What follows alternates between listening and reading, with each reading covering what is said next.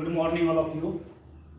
आज हम आप लोगों के सामने ज्योग्राफी लेकर आ रहे हैं और ज्योग्राफी का पहला चैप्टर अक्षांश और देशांतर को समझने का आज हम लोग प्रयास करेंगे। तो सबसे पहले हम यह देखते हैं कि अक्षांश की जरूरत हमें क्यों हुई, अक्षांशीय रेखा क्यों खींचा गया है।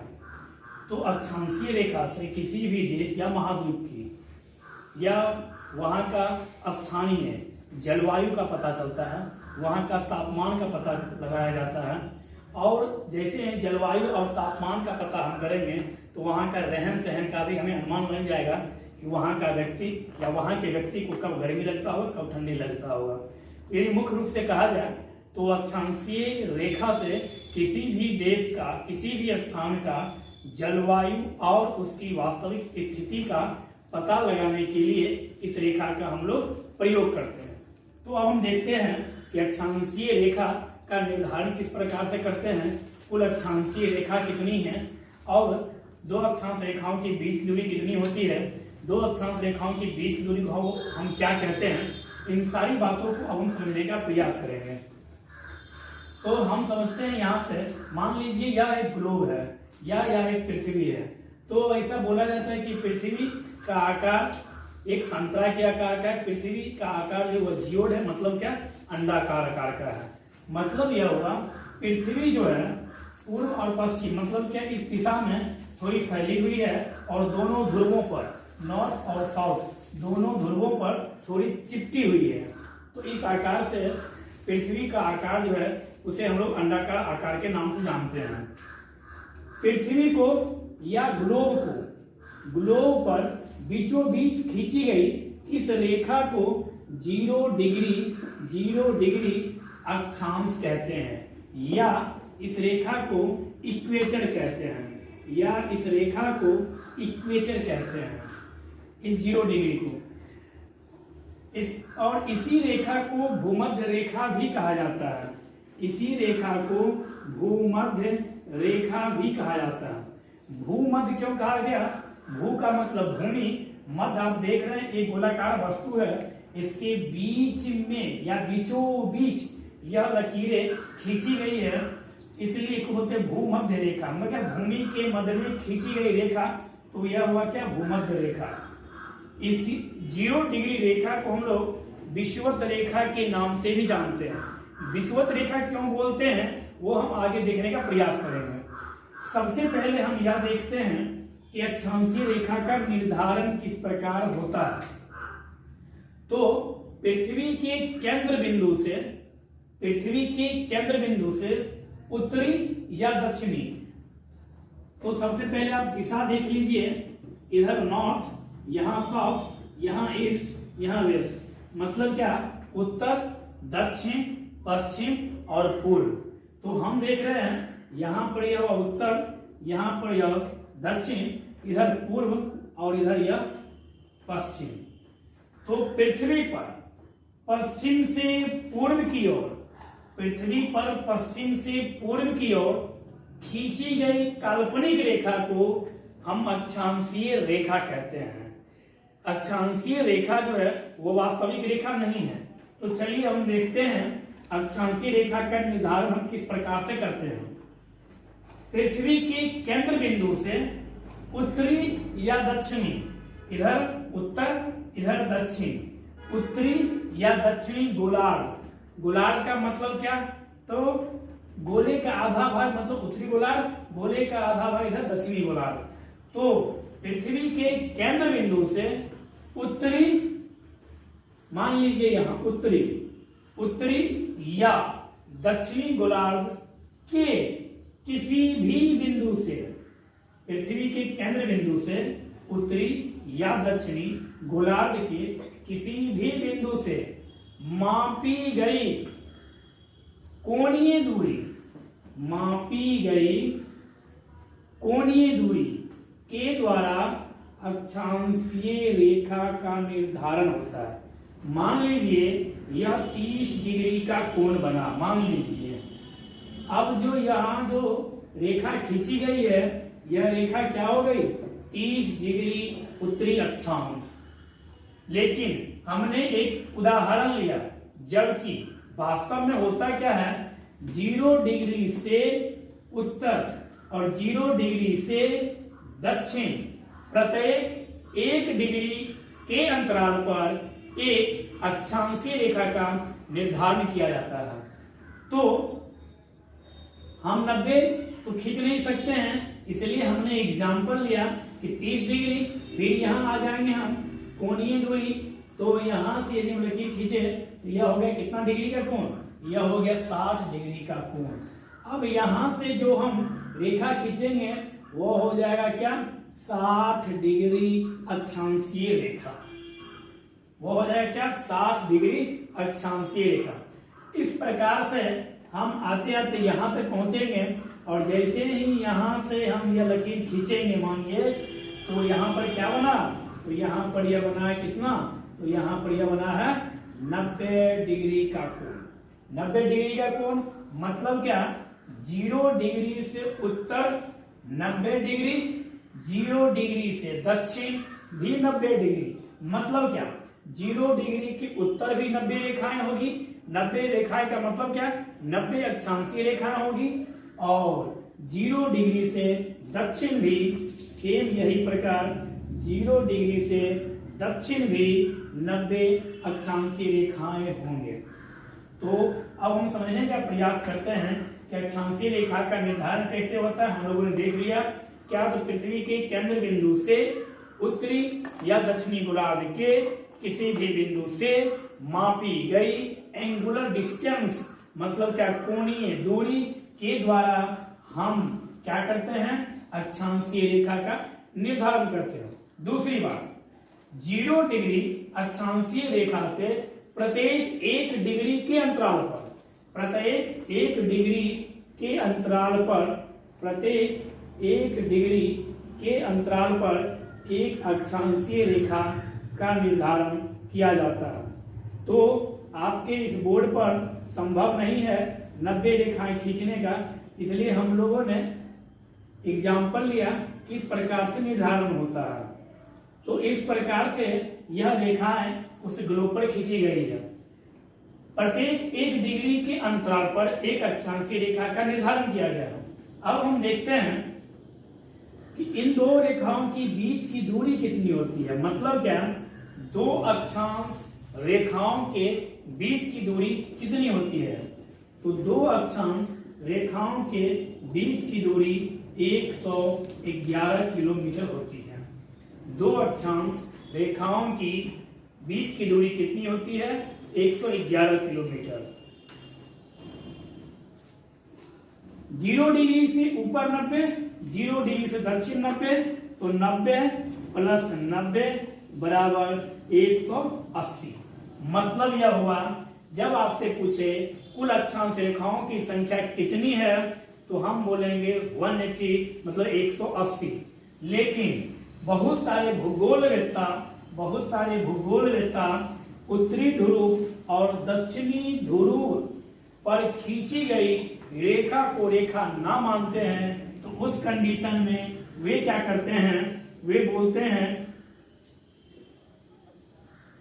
180 में 90, 90 180, एक यह ले लीजिए, कौन सा एक, 0 डिग्री वाला एक, तो टोटल कितना हो गया 181। लेकिन कुछ भूगोलवेत्ता दक्षिणी गोलार्ध और उत्तरी ध्रुव, दक्षिणी ध्रुव और उत्तरी ध्रुव पर खींची गई अक्षांशीय रेखा को रेखा नहीं मानते हैं। तो उनके अनुकूल 181 - 2 बराबर 179। मतलब क्या, कुल अक्षांश रेखाओं की संख्या यदि आपसे एग्जाम में पूछे तो आप 180 ही लगा के आएंगे। कुछ भूगोलवेत्ताओं का मानना है 90 90 180 और उनके अनुकूल 0 डिग्री को वह 1 मानते हैं और इस हिसाब से 180 प्लस 1 181। कुछ भूगोलवेत्ता इसे तो 1 डिग्री मानते हैं 0 डिग्री को, लेकिन उत्तरी गोलार्ध और दक्षिणी गोलार्ध मतलब क्या, उत्तरी ध्रुव और दक्षिणी ध्रुव पर खींची गई रेखाओं को वह रेखा नहीं मानते हैं। इस कारण से 181 - 2 बराबर 179। तो हमने तीनों देखा कि जब आपके एग्जाम में जिस तरह से प्रश्न आए आप उस तरह से सॉल्व करके आएंगे, लेकिन जब मेंस लिखना हो तब आप 179 की तरफ आएंगे। यदि आप रेलवे, एसएससी या डीसी इसो का एग्जाम देते हैं तो आप 180 लगा के ही आएंगे और आपका राइट आंसर ये होगा। अब हम देखते हैं कि मेरा प्यारा भारत जो है वो कहां पर स्थित है इस अक्षांशीय रेखा में। तो मेरा प्यारा भारत जो है वो 8 डिग्री, मान लीजिए यह 8 डिग्री है, 1 2 3 4 5 6 7 8, तो यह 8 डिग्री। अब आप लोग बता सकते हैं कि भारत जो है, आपसे पूछेगा कि बताओ भारत किस गोलार्ध में स्थित है, तो 0 डिग्री से दक्षिण गोलार्ध, 0 डिग्री से उत्तर उत्तरी गोलार्ध। तो मेरा प्यारा भारत कहाँ स्थित है? उत्तरी गोलार्ध में मेरा प्यारा भारत स्थित है। मतलब क्या नॉर्थ पोल, मतलब क्या नॉर्थ ध्रुव पर, मतलब क्या उत्तरी गोलार्ध में भारत क्या है? स्थित है। भारत से कौन सी अक्षांशीय रेखा गुजरती है? तो 8 डिग्री भारत से अक्षांशीय रेखा कौन सी गुजरती है? तो 8 डिग्री 4 मिनट से लेकर 37 डिग्री 6 मिनट, यह भारत का अक्षांशीय विस्तार है। भारत का अक्षांशीय विस्तार कितना है? तो 8 डिग्री 4 मिनट से लेकर 37 डिग्री 6 मिनट उत्तरी अक्षांश, यह भारत का अक्षांशीय विस्तार है। दूसरी बात, दो अक्षांश रेखाओं की बीच की दूरी को हम क्या कहते हैं? तो दो अक्षांश रेखाओं की बीच की दूरी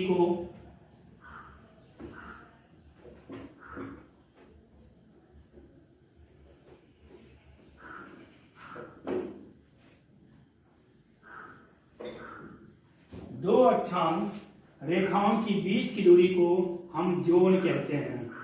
दो अक्षांश रेखाओं की बीच की दूरी को क्या नाम दिया गया है? तो दो अक्षांश रेखाओं की बीच की दूरी को जोन कहा गया है। और दो अक्षांश रेखाओं की बीच की दूरी होती कितनी है? तो 111 किलोमीटर दो अक्षांश रेखाओं की बीच की दूरी होती है।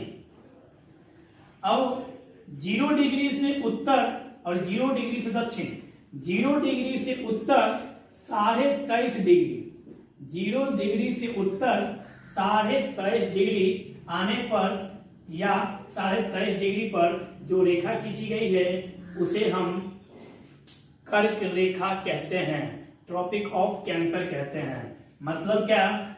0 डिग्री से उत्तर, मतलब क्या नॉर्थ में 23.5 डिग्री पर जो रेखा खींची गई है उसे हम लोग क्या कहते हैं? कर्क रेखा। इसी प्रकार से 0 डिग्री से दक्षिण,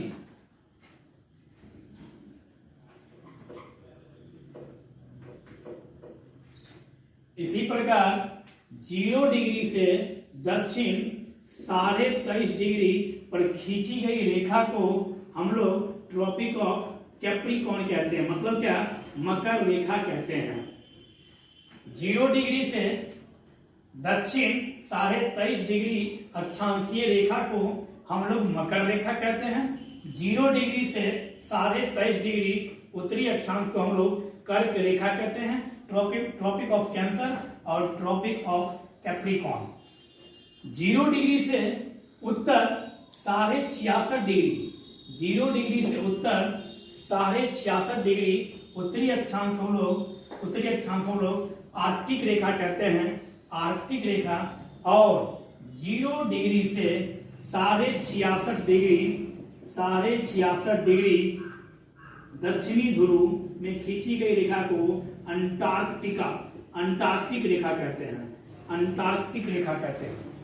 0 डिग्री से उत्तर 66.5 डिग्री पर खींची गई काल्पनिक रेखा को हम लोग आर्कटिक रेखा कहते हैं।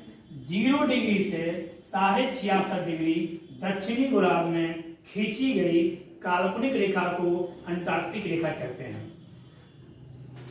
यहां उत्तरी ध्रुव और दक्षिणी ध्रुव एसपी का मतलब साउथ पोल, POLE पोल, पोल का मतलब ध्रुव। एनपी का मतलब क्या? North pole. 66.5 डिग्री को आर्कटिक, और यह हुआ नॉर्थ पोल मतलब उत्तरी ध्रुव, और यह हुआ क्या? दक्षिणी ध्रुव। अब हम देखते हैं सनलाइट, मतलब क्या? सूर्य का प्रकाश कहां पर कितना रहता है।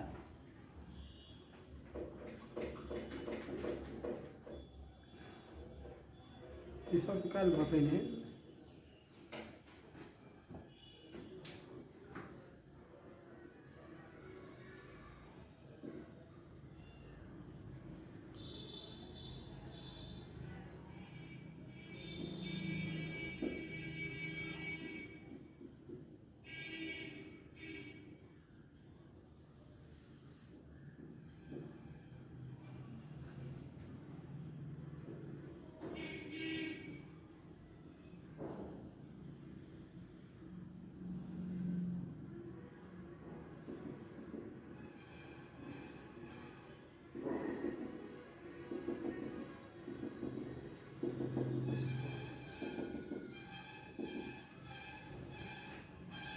अब आप मान लीजिए यह सूर्य है, जिसको हम मानते हैं टॉर्च।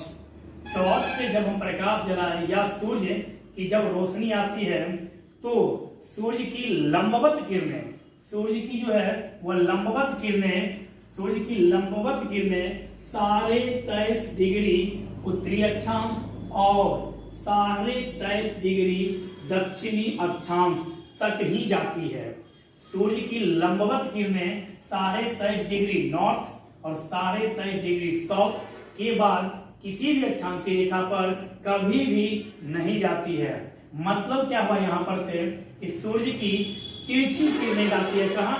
66.5 डिग्री उत्तरी और 66.5 डिग्री दक्षिणी गोलार्ध। मतलब यह कि 23.5 डिग्री उत्तरी गोलार्ध और 23.5 डिग्री दक्षिणी गोलार्ध के बाद सूर्य की लंबवत किरणें किसी भी अक्षांशीय रेखा पर नहीं पड़ती है।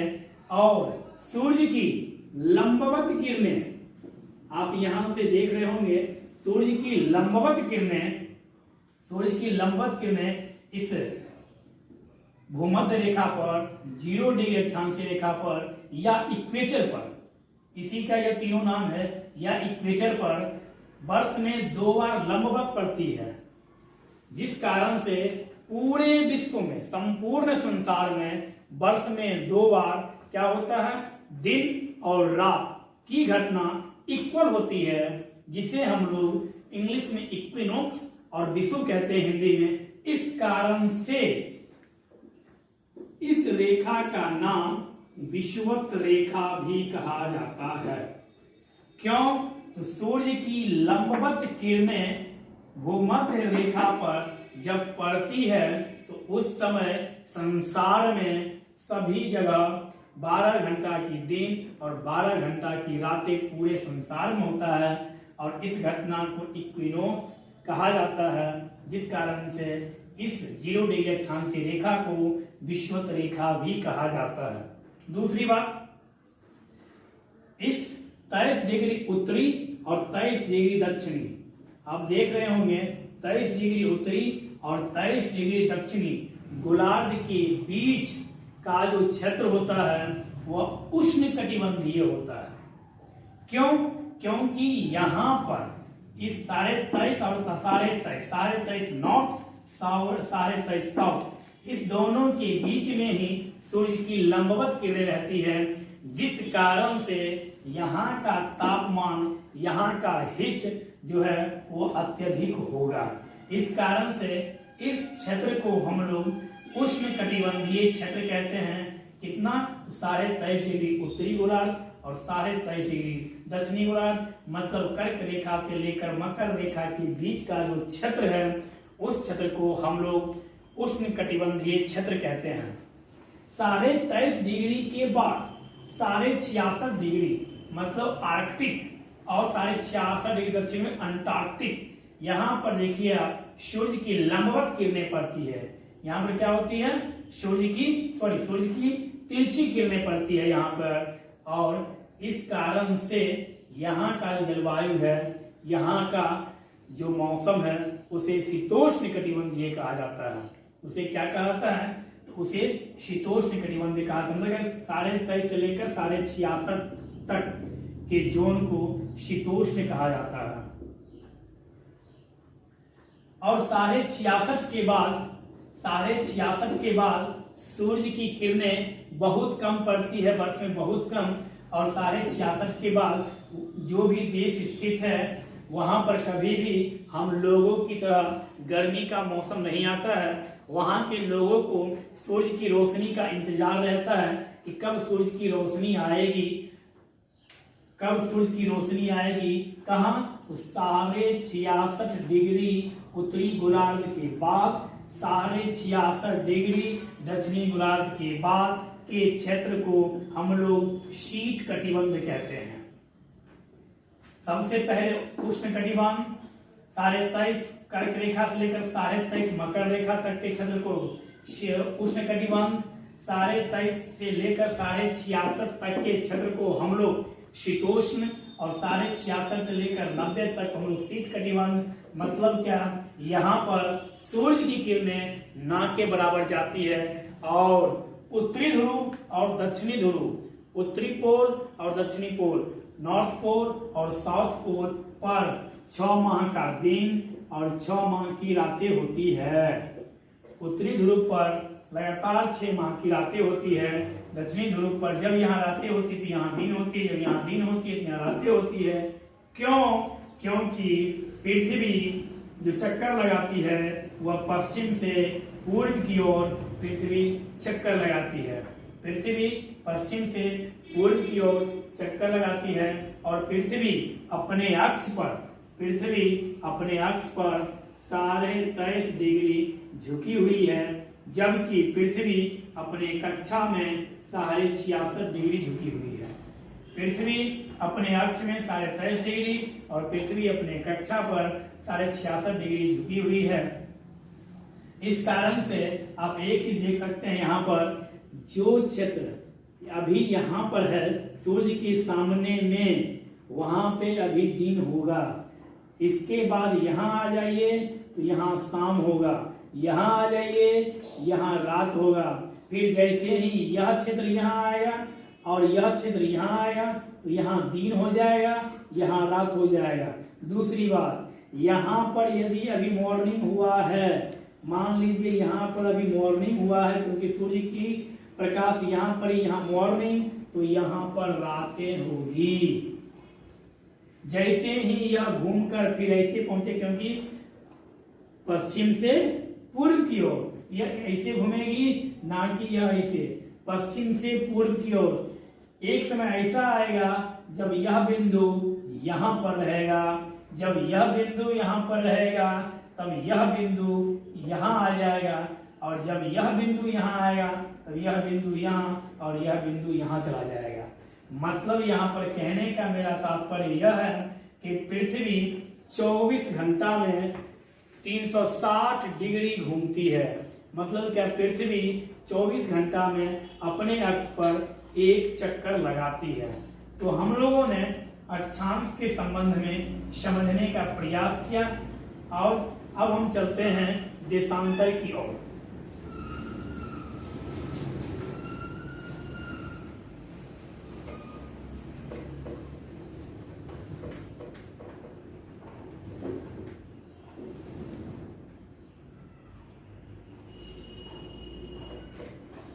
एक बात और हम याद रखेंगे, अक्षांशीय रेखा रेखा ना होकर वह एक वृत्त है।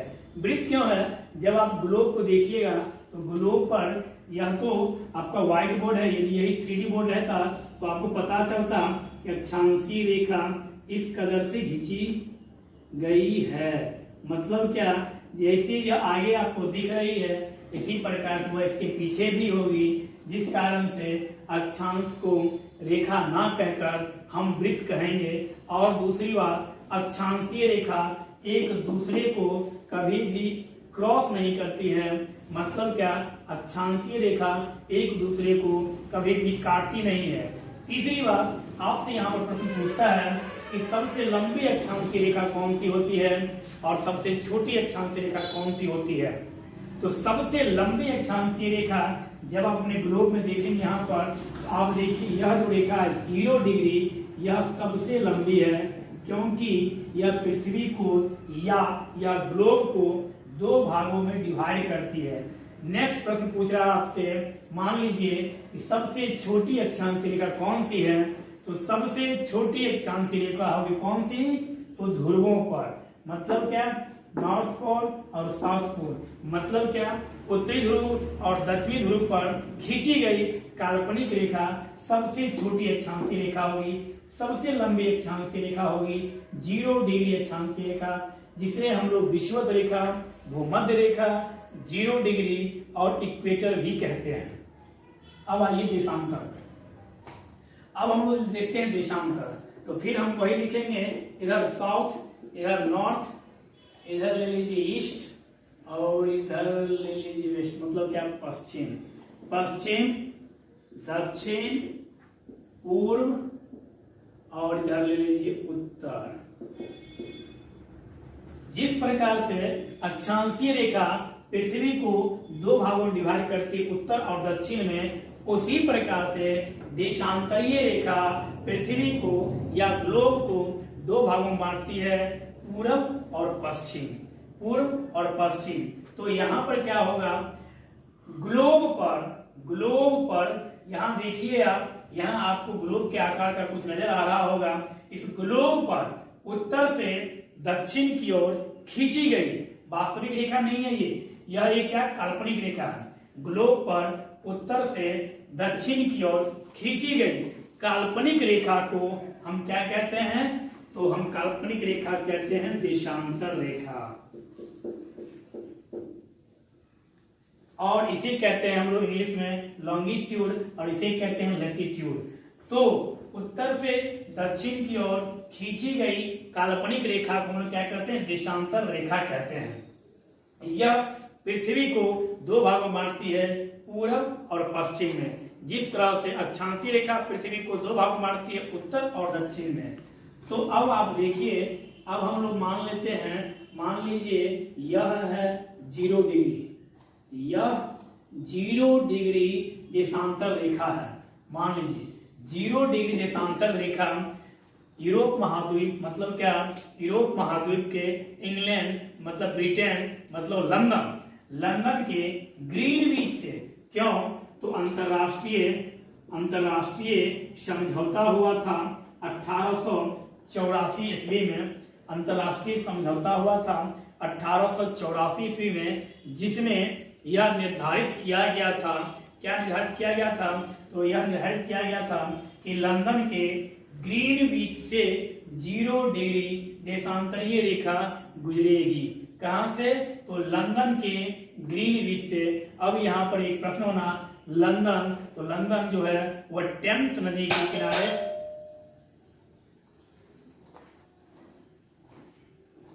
लंदन जो है वह टेम्स नदी के किनारे स्थित है।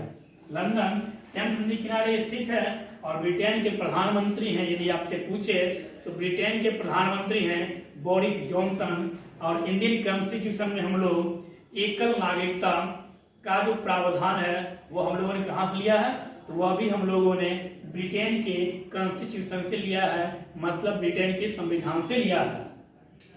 तो हमें याद यह रखना है कि इस 0 डिग्री से पूर्व की ओर कुल 180 रेखा खींची गई है और 0 डिग्री से पश्चिम की ओर कुल 180 रेखा खींची गई है। 0 डिग्री से पूर्व की ओर भी 180 डिग्री रेखा या 180 रेखा, और 0 डिग्री से पश्चिम की ओर भी 180 रेखा खींची गई है। और वैसे भी आप सबको पता भी होगा, एक गोलाकार वस्तु का मान हमेशा 360 डिग्री होता है।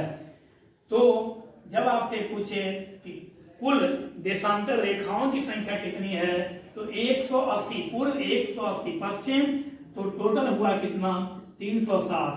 तो कुल देशांतर रेखाओं की संख्या कितनी है, 360। जबकि कुल अक्षांशीय रेखाओं की संख्या कितनी है, तो कुल अक्षांशीय रेखाओं की संख्या है 180।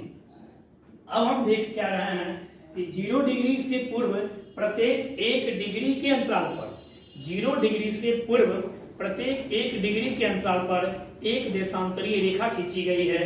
उसी प्रकार 0 डिग्री से पश्चिम की ओर प्रत्येक 1 डिग्री के अंतराल पर एक देशांतरीय रेखा खींची गई है। कितने डिग्री के अंतराल पर, तो 1 डिग्री के अंतराल पर। इस प्रकार से 2 देशांतर रेखाओं के बीच की दूरी, 2 देशांतर रेखाओं के बीच की दूरी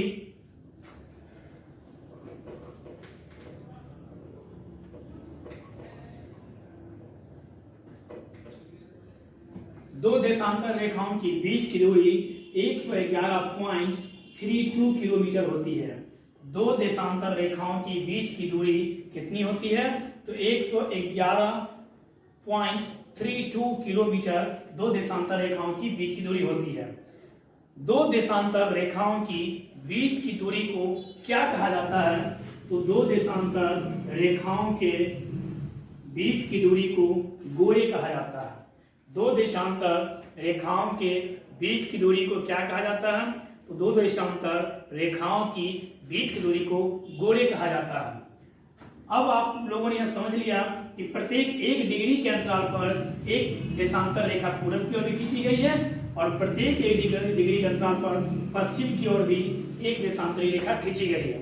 अब हम लोग यह समझ रहे हैं कि मान लीजिए 24 घंटा में पृथ्वी एक चक्कर लगाती है।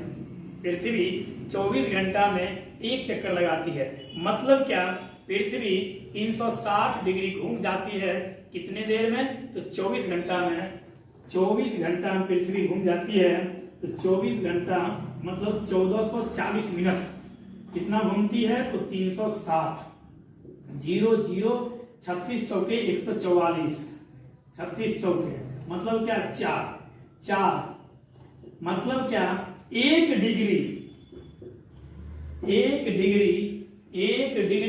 पृथ्वी को घूमने में 4 मिनट का समय लगता है। 1 डिग्री पृथ्वी को घूमने में कितना समय लगता है? तो 4 मिनट का समय लगता है 1 डिग्री पृथ्वी को घूमने में। इस प्रकार से पृथ्वी जब 15 डिग्री घूमती है, पृथ्वी जब 15 डिग्री घूमती है तो 15 चौके 60 मतलब क्या? 60 मिनट। मतलब क्या हुआ? पृथ्वी यदि 15 डिग्री घूमेगी तो कितना देर में घूमेगी? तो पृथ्वी 15 डिग्री घूमेगी 1 घंटा में। क्यों? तो 1 डिग्री घूमने में पूर्व की ओर जाने पर 4 मिनट। 0 डिग्री से पूर्व की ओर आने पर 4 मिनट समय प्लस होता है। 0 डिग्री से पश्चिम की ओर आने में -4 मिनट होता है।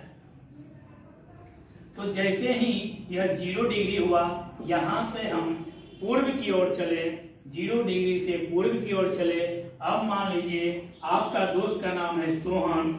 सोहन खड़ा है 0 डिग्री देशांतर रेखा पर और आप खड़े हैं 2 डिग्री पूर्वी देशांतर रेखा पर। तो आपसे जब पूछे कि आप दोनों के समय में कितना अंतर हो और सोहन के घड़ी में, जहां सोहन स्थित है 0 डिग्री पर, सोहन के घड़ी में 12:08 हो रहा है, तो आपके घड़ी में कितना होगा? तो आप कितने डिग्री के अंतराल पर हैं? 2 डिग्री के अंतराल पर। 1 डिग्री के अंतराल में कितना समय बढ़ता है पूर्व में? 4 मिनट। 2 डिग्री के अंतराल पर +4 कर लेंगे बराबर 8। 12:08 सोहन घड़ी में हो रहा है। इस 8 में फिर हम 8 जोड़ लेंगे मतलब 12:16 मेरे घड़ी में होगा। कब? जब पूर्व की ओर चलेंगे तब। यही घटना यदि पश्चिम की ओर हो, मान लीजिए बबीता यहाँ खड़ी है 0 डिग्री पर और सविता खड़ी है पश्चिम में 2 डिग्री पर और बबीता के घड़ी में बज रहा है 1:05 और सविता सुबह पूछ रही है कि बताओ सविता तुम्हारे घड़ी में कितने बज रहा है? सविता है कहाँ पर? 2 डिग्री पश्चिम में। तो 1:05 हो रहा है किसके घड़ी में? मान लीजिए कविता के घड़ी में। और सविता कहाँ स्थित है? 2 डिग्री पश्चिम में। तो 2 डिग्री मतलब 8 मिनट। 1:05 में से यदि हम 8 मिनट माइनस करेंगे तो मेरे घड़ी कितना बज रहा होगा? जो पश्चिम है 12:57 किसके घड़ी में होगा? मेरे घड़ी में होगा। क्यों? क्योंकि आपके घड़ी में कितना हो रहा है? 1:05। तो इस प्रकार से अब हम देख रहे हैं कि मेरा प्यारा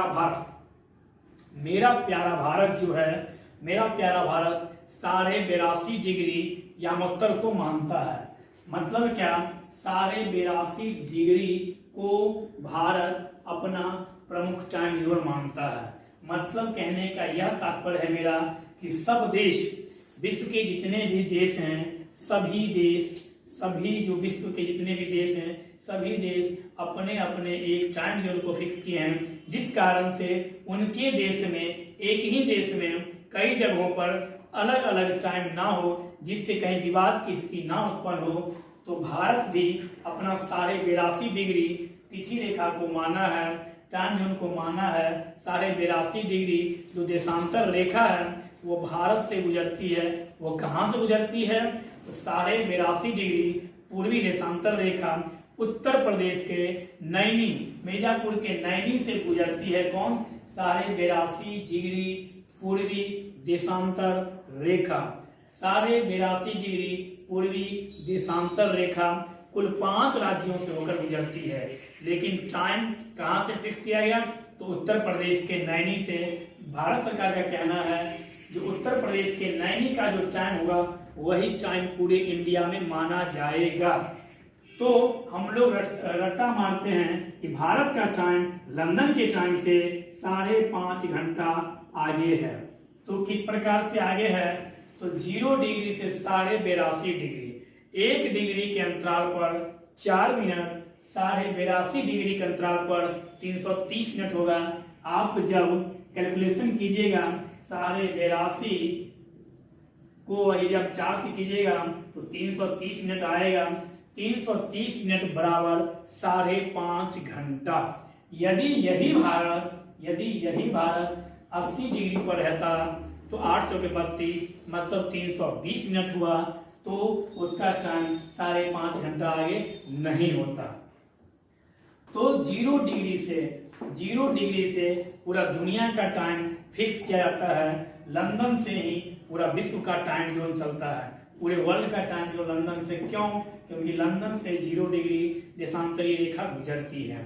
तो भारत में मान लीजिए एग्जाम में बहुत ऐसा पूछता है कि मान लीजिए लंदन में 12 बज रहा है दिन, तो आपके भारत में कितना बजेगा? तो मेरे भारत में 5.5 घंटा आगे होगा। तो मेरे भारत में कितना बजेगा? शाम के 5 बजेगा मेरे भारत में। शाम का 5 हमारे भारत में बजेगा। किस प्रकार से बजेगा? अब हम लोगों ने देख लिया। क्यों? तो 82.5 प्रत्येक 1 डिग्री के अंतराल पर 4 मिनट टाइम जोन, तो 82.5 गुने 4 बराबर 330 मिनट। 330 मिनट जो घंटा में कन्वर्ट करेंगे तो 5 घंटा 30 मिनट होगा। तो इसलिए मेरा भारत का टाइम कितना? 5.5 घंटा आगे। यही काम यदि हम 0 डिग्री से पश्चिम की ओर करेंगे, मान लीजिए यहाँ पर सैन मारिनो देश स्थित है मान लीजिए, और सैन मारिनो मान लीजिए 0 डिग्री से सैन मारिनो का टाइम 2 घंटा पीछे है। तो अब आप लोग बता सकते हैं कि सैन मारिनो जो है वह कितना डिग्री पर स्थित है। मान लीजिए लंदन में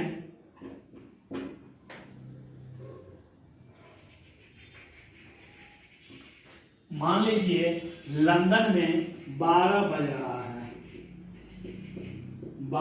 रहा है और सैन मारिनो में या सान मारिनो में मान लीजिए वह बोल रहा है कि सैन मारिनो में 2 बज रहा है या 10 बज रहा है, मान लीजिए 10 बज रहा है। तो अब आपसे पूछे कि बताओ तुम कि जो सैन मारिनो जो है या सान मारिनो वह कितने डिग्री पश्चिमी देशांतर पर स्थित है? टाइम कितना पीछे है? इसे 2 घंटा पीछे है। 2 घंटा पीछे का मतलब क्या हुआ? 1 घंटा बराबर 15 डिग्री, 2 घंटा बराबर 30 डिग्री। मतलब क्या? सान मारिनो 30 डिग्री पश्चिमी देशांतर पर स्थित है। इस प्रकार से हम यहाँ से किसी भी देश का टाइम फिक्स कर लेंगे। इससे फायदा क्या है सो देखिए। अब दोनों से मान लीजिए हमें पाकिस्तान को उड़ाना है, मान लीजिए, नहीं पाकिस्तान छोड़ दीजिए, आप मान लीजिए इस्लामाबाद, पूरा पाकिस्तान तो नहीं, मान लीजिए हमें इस्लामाबाद को उड़ाना है। अब इस्लामाबाद तो ऐसा नहीं कि जो इस्लामाबाद पाकिस्तान वो पाकिस्तान है, और नक्शा से यदि हम देखेंगे तो पूरा पाकिस्तान हमें नजर आएगा, उसी इस्लामाबाद, कराची, लाहौर सब नजर आएगा। तो हम देखेंगे कि यह इस्लामाबाद कितने अक्षांशीय रेखा पर स्थित है और कितने देशांतरीय रेखा पर स्थित है। यह दोनों जब आंक लेंगे तो हम उस बम में या उस मिसाइल में उतना डिग्री देशांतर और उतना डिग्री अक्षांश हम फिक्स कर लेंगे।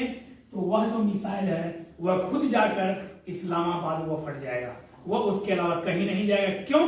क्योंकि उसमें अक्षांश और देशांतर दोनों उस मिसाइल में हम फिक्स कर दिए हैं और वह उतना डिग्री पर जाकर वो ब्लास्ट कर जाएगा।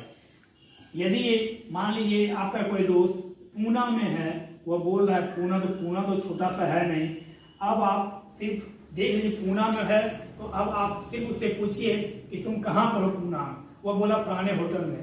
अब आप पता कर लीजिए कि पूना में जो होटल है, मान लीजिए रॉयल पैलेस होटल है, वह होटल कितना डिग्री पर स्थित है, कितना डिग्री अक्षांश, कितना डिग्री देशांतर पर वह स्थित है, और उसका जो रूम है, जिस रूम में आपका फ्रेंड रह रहा है, वह रूम कितने डिग्री पर बनाया गया है। आप यदि यह आंक लेते हैं, पता कर लेते हैं, तो डायरेक्ट आप उसके रूम में भी कोई मैसेज छोड़ सकते हैं आप। तो अक्षांश और देशांतर से हमें यह लाभ होता है, और इसी से जितने भी रॉकेट लॉन्च होते हैं या मिसाइल होते हैं, उन सबों में इनका बहुत उपयोग किया जाता है। अब नेक्स्ट, पूर्व के जाने पर क्या होगा, टाइम बढ़ेगा, पश्चिम की ओर आने पर क्या होगा, टाइम घटेगा। तो पूर्व की ओर भी 180, पश्चिम की ओर भी 180, तो 180 डिग्री देशांतर रेखा को अंतरराष्ट्रीय तिथि रेखा कहते हैं। देखिए अक्षांश से पता क्या चला है, जलवायु का। 0 डिग्री देशांतर या इस देशांतर से क्या पता चला है, टाइम का। अब 180 डिग्री देशांतर से क्या पता चलेगा, तिथि का, मतलब दिनांक का। कैसे सो देखिए आप, 0 डिग्री यहाँ, 0 डिग्री से 180 डिग्री इधर आए हम, 180 डिग्री जब हम उधर जाएंगे 0 डिग्री से, तो 1 घंटा बराबर 15 डिग्री, तो 180 डिग्री बराबर 12 घंटा। 0 डिग्री से पूर्व की ओर 180 डिग्री पे हम जाएंगे तो 12 घंटा, 0 डिग्री से पश्चिम 180 पर यदि हम आएंगे तो 12 घंटा। अब समझने का प्रयास कीजिएगा। मान लीजिए लंदन में 12 बज रहा है, 12 बजे दिन है, और दिनांक है यहाँ पर मान लीजिए 7, आज कितना, आज 6 मई 2020, मान लीजिए 6 मई 2020 लंदन में, और लंदन में वर्तमान में अभी 12 बज रहा है। हमें जाना है पूर्व की ओर, तो 0 डिग्री से पूर्व की ओर हम चलेंगे, और 180 डिग्री पर जब हम पहुंचेंगे वहां भी 12 बजेगा। क्यों 12 बजेगा, तो 1 डिग्री के अंतराल पर 4 मिनट, 15 डिग्री पर 1 घंटा, 180 डिग्री बराबर 12 घंटा। तो 180 डिग्री पर जब हम पहुंचेंगे तो यहां भी 12 बजेगा। यहां 12 बजे दिन है, यहां 12 बजे रात होगा। रीजन क्या, कि 0 डिग्री से पूर्व की ओर आने पर क्या होता है, टाइम बढ़ता है। तो 12 घंटा आगे, तो 12 बजे दिन, तो 12 घंटा है कितना, 12 बजे रात। तो यहाँ क्या होगा, 12 बजे रात। और आप सबको पता है कि 12 बजे रात के बाद ही क्या होता है, तिथि चेंज हो जाता है। यहाँ पर कितना, 6 मई, यहाँ पर जैसे ही हम आएंगे यह हो जाएगा 7 मई। अब हम 0 डिग्री से पश्चिम की ओर आएंगे, 0 डिग्री से पश्चिम की ओर हम आएंगे, तो यहाँ पर भी क्या लगेगा, 12 घंटा। टाइम यहाँ पर भी होगा 12, समय तीनों जगह सेम होगा, यहाँ भी 12, यहाँ भी 12, यहाँ भी 12। लेकिन अंतर देखिए, यहाँ हो रहा है 6 मई 2020 को 12 बजे दिन में, यहाँ से चले हम, यहाँ पहुंचे हम कब, तो 6 मई को 12 बजे रात पहुंचे, मतलब क्या 7 मई वहां हो गया दिनांक। अब यहाँ देखिए पश्चिम की ओर जैसे ही हम पहुंचे 180 डिग्री पर, तो यहाँ भी 12। अब यहाँ कौन सा 12 बज रहा है, प्रत्येक 1 डिग्री के अंतराल पर पश्चिम में -4 मिनट, तो 180 डिग्री बराबर -12 घंटा। तो यहाँ 12 बजे दिन हो रहा है 6 मई को, यहाँ 12 बजे रात होगा 5 मई को। मतलब क्या, यहाँ भी पहुंचे अब 6 मई को ही, लेकिन यहाँ 6 मई अब स्टार्ट होगा, क्योंकि 12 बजे रात के बाद तिथि चेंज होता है। लेकिन यहाँ 6 मई दिन है 12 बजे, और यहाँ 7 में हो गया, क्योंकि 12 बजे रात के बाद तिथि चेंज होता है। तो हमने क्या देखा कि 0 डिग्री से पूर्व की ओर जाने पर 180 डिग्री 12 घंटा, पश्चिम की ओर 12 घंटा माइनस। अब देखिए एक चीज और यह चैप्टर भी अब खत्म हो जाएगा आपका।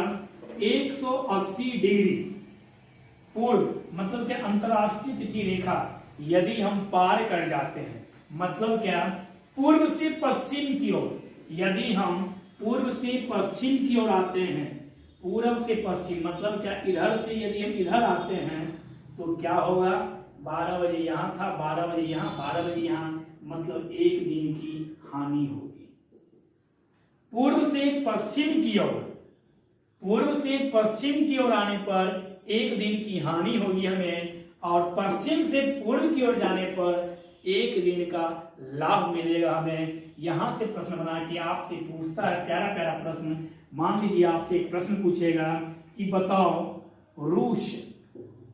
रूस का मॉस्को शहर, रूस का मॉस्को शहर, मान लीजिए रूस का मॉस्को शहर 56 डिग्री, 56.5 डिग्री, मानिए 56.5 डिग्री पूर्वी देशांतर पर स्थित है, और लंदन में या 0 डिग्री का समय 1 बज रहा है, या 1 बजे कुछ मिनट दे दे, तो मॉस्को का समय कितना होगा। तो अब आप निकाल सकते हैं 56.5 गुणे 4, क्या बोला है, पूर्व में स्थित, तो 4 जितना होगा उसको घंटा में बदल देंगे और उसको इसमें क्या करेंगे, ऐड कर देंगे, उतना समय हो जाएगा मॉस्को का। यही घटना यदि आपको दे दे कि जो मान लीजिए दक्षिण अमेरिका का ले लीजिए ब्राजील या कनाडा ले लीजिए, तो कनाडा में कितना समय हो रहा है। तो आपसे एग्जाम में प्रश्न में 2 चीज दिया रहेगा, एक तो आपको वो डिग्री देशांतर देगा कि इतना डिग्री देशांतर वो स्थित है, दूसरी बात वो आपको टाइम दे देगा कि फलाने देश में इतना टाइम हो रहा है जो इतना डिग्री पर स्थित है, फलाना देश में इतना समय हो रहा है, तुम बताओ कि वह देश कितना डिग्री पर स्थित है। प्रश्न इस प्रकार से भी वह पूछ सकता है। तो हम लोगों ने क्या देखा, अक्षांश और देशांतर। दूसरी बात 0 डिग्री देशांतर रेखा और 0 डिग्री अक्षांशीय रेखा एक दूसरे को कहां पर काटती है, तो हम आंसर देंगे अटलांटिक महासागर। 0 डिग्री देशांतर रेखा और 0 डिग्री अक्षांशीय रेखा एक दूसरे को कहां पर काटती है, तो अटलांटिक महासागर में। नेक्स्ट, 2 देशांतर रेखाओं के बीच अधिकतम दूरी कहां पर होती है, तो वह होती है विषुवत रेखा पर। हमें यह भी याद रखना है। 2 देशांतर रेखाओं के बीच न्यूनतम दूरी कहां होती है, वह होती है ध्रुवों पर, क्योंकि वहां पर दोनों रेखाएं एक दूसरे को क्रॉस कर जाती है। तो इस प्रकार से आज हम लोगों ने अक्षांश और देशांतर चैप्टर समझने का प्रयास किया। यदि इसमें कहीं पर भी यदि कोई त्रुटि रह गया हो तो आप उसे कमेंट बॉक्स में लिखकर बता सकते हैं, या आप पूछ भी सकते हैं। धन्यवाद।